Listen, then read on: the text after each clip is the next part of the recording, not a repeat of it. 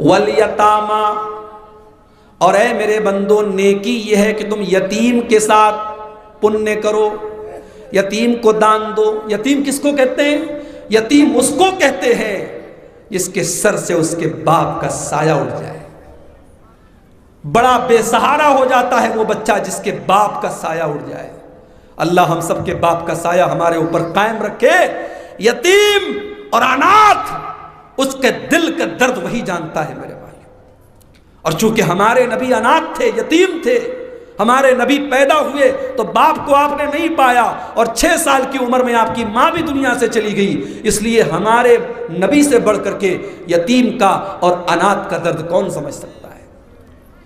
इसीलिए अल्लाह के नबी फरमाते हैं अना व काफिरुल यतीमी का हातैन, आप अपनी दोनों उंगलियों को ऐसे दिखा करके, ऐसे प्रदर्शित करके आप कहते हैं कि यतीम की परवरिश करने वाला, यतीम का पालन पोषण करने वाला, यतीम का ख्याल रखने वाला जन्नत में मेरे साथ ऐसे रहेगा जैसे ये दोनों उंगलियां एक दूसरे के साथ अटैच हैं, जुड़ी हुई हैं, एक दूसरे से लगी हुई हैं। वो जन्नत में मेरे साथ रहेगा जो किसी यतीम की परवरिश करने वाला होगा।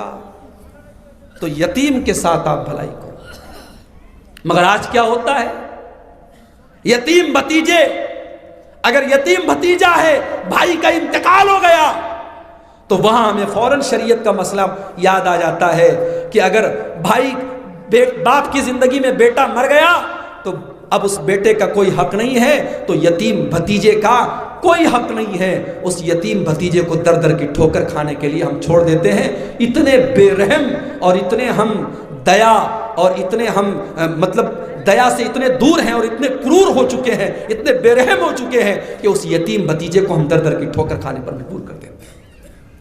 याद रखिए मेरे भाई, ठीक है शरीयत का मसला है, बाप की जिंदगी में बेटे का इंतकाल हो गया तो पोता डायरेक्ट अपने दादा की प्रॉपर्टी का वारिस नहीं बनेगा, मगर शरीयत ने तालीम दी है ऐसे मौके पर कि दादा अपने उस यतीम पोते को अपनी प्रॉपर्टी में 1/3 1/3 तक वसीयत कर सकता है। और चाचा लोगों को भी चाहिए कि अपने यतीम पोते के साथ नाइंसाफी ना करें। अगर यतीम का माल आपने खाया तो अल्लाह कुरान में क्या कहता है, इन्नल्लज़ीना याकुलूना अम्वालल यतामा ज़ुल्मन इन्नमा याकुलूना फ़ी बुतूनिहिम नारा, जो लोग यतीम के ऊपर अत्याचार करते हैं, उसका माल नाजायज तरीके से खाते हैं, वो अपने पेट में जहन्नम की आग भरते हैं। तो अल्लाह ने कहा वल यतामा, यतीम को दान करें, वल मसाकीन, और मिस्कीन को दान कीजिए। मिस्कीन किसको कहते हैं? मिस्कीन उसको नहीं कहते जो भिखारी होता है, जो सड़क पे सबसे भीख मांगता है। मिस्कीन उसको कहते हैं जो बेचारा है तो जरूरतमंद है, उसके घर में चूल्हे में आग नहीं जल रही है, उसके बच्चे भूखे हैं, उसके बच्चों के पास ढंग के कपड़े नहीं हैं, मगर वो बेचारा गैरत वाला है, इज्जत वाला है, उसका आत्मसम्मान, उसकी सेल्फ रिस्पेक्ट उसको इजाजत नहीं देती कि वो किसी के आगे हाथ फैलाए, वो मिस्कीन है। ऐसे लोगों की मदद पहले करो, ऐसे लोगों को देखो समाज में, और अगर ऐसे लोग हैं तो पहले उनकी मदद करो।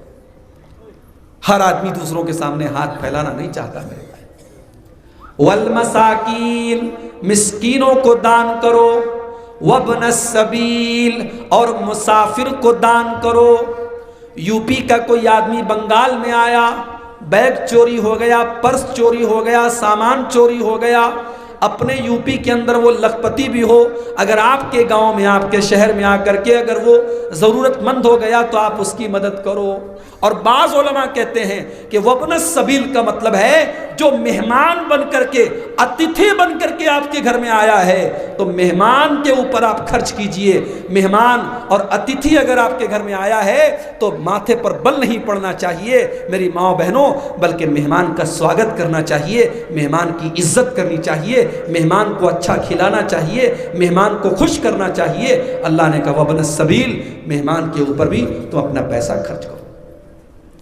वस्साइलीन, और आपके घर पे जो मांगने वाले भिखारी आते हैं, जो जरूरतमंद आते हैं, जो औरतें आती हैं, जो बच्चे आते हैं, जो बड़े आते हैं, उन मांगने वालों को भी आप दान कीजिए। अगर आप दान नहीं कर सकते हैं तब भी शरीयत ने आपको यह इजाजत नहीं दी है कि आप उस भिखारी से बदतमीजी से बात करें, उसे डांटें, उसे झिड़कें, बल्कि अल्लाह ने कुरान में क्या कहा, वह अम्मस्साइल फला तनहर, ऐ नबी अगर साइल को, अगर भिखारी को, अगर मांगने वाले को देने के लिए आपके पास कुछ नहीं है तो प्रेम से कुछ मीठी बात बोल करके उसे रुखसत कर दो, उसे डांटो मत, उसे झिड़को मत, उसे तेजी के साथ बात मत करो। व फिर रिकाब, और अल्लाह ने कहा दान कीजिए गर्दन को छोड़ाने में।